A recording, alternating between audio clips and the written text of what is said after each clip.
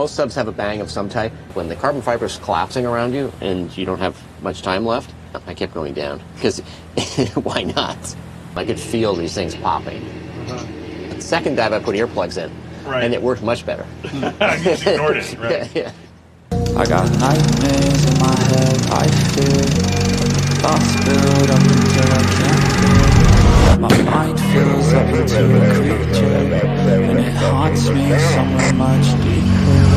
I got nightmares in my head, I fear. Hello and welcome to True Crime Rocket Science.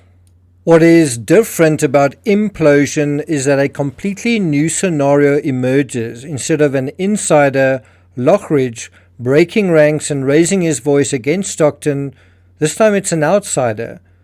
It's really gratifying that for once you have someone from the media, Discovery in this case, coming in, investigating, thinking critically and deciding, you know what, no, we're going to pull the plug on this.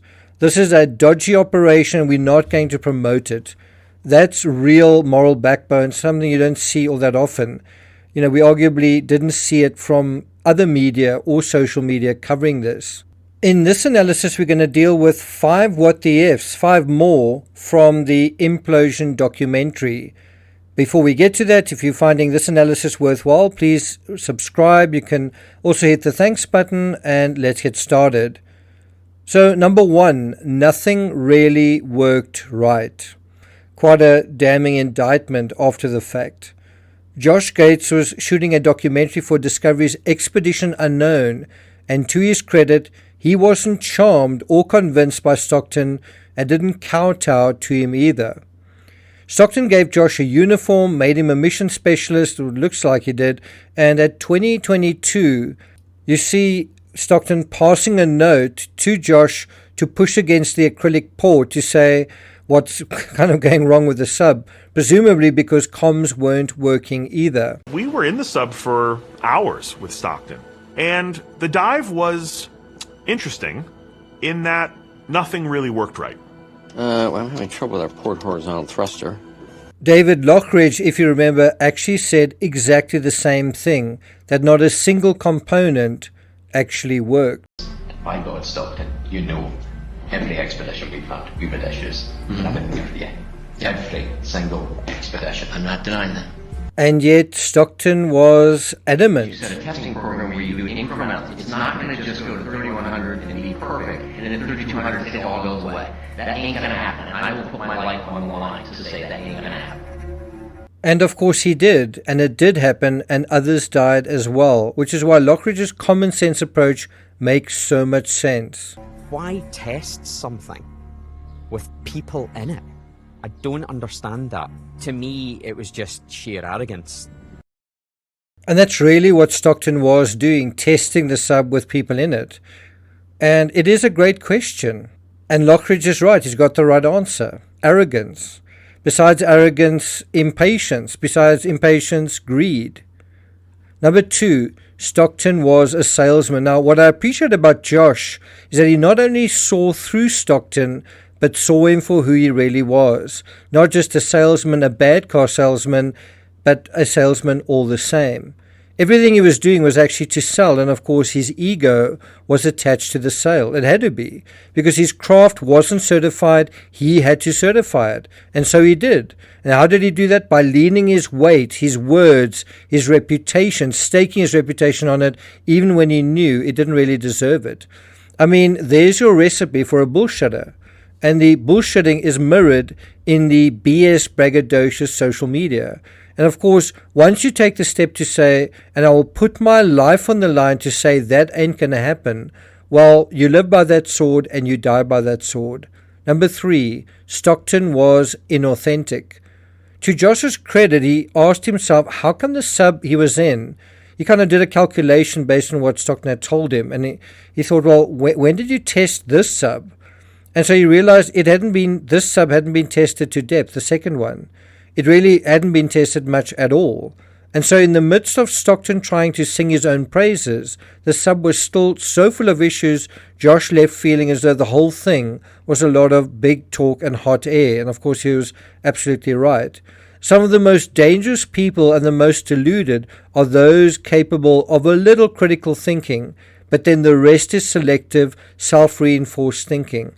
I say it in true crime all the time. These are the loudmouths who know better than everyone else, and the last thing that convinces these people they are wrong is evidence. Because what they think simply trumps everything else, and usually it's groupthink. And often by being tougher than everyone else, that means you're better than everyone else. And it's never very smart. It's not difficult to make the argument that they're wrong. It's just difficult to get them to see beyond their own filters. Number 4, is a high tolerance the same as courage? One of the stickier aspects to all of this is the half-convincing argument that the only worthwhile achievements are reached through risk, and that's the attraction. Facing the odds, facing the danger regardless. It makes a nice story, and certainly some took those risks and went down to the Titanic in a carbon fiber sub and lived to tell the tale. Like this guy, Mr. Hagen.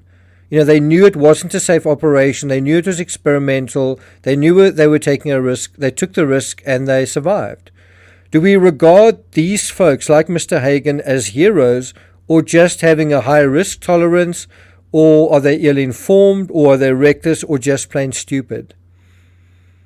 I think it depends who you ask, but it's different taking a risk when there are unknowns. It's very different taking a risk when there are known, predictable, inevitable outcomes, and worse, you fail to tell people about it.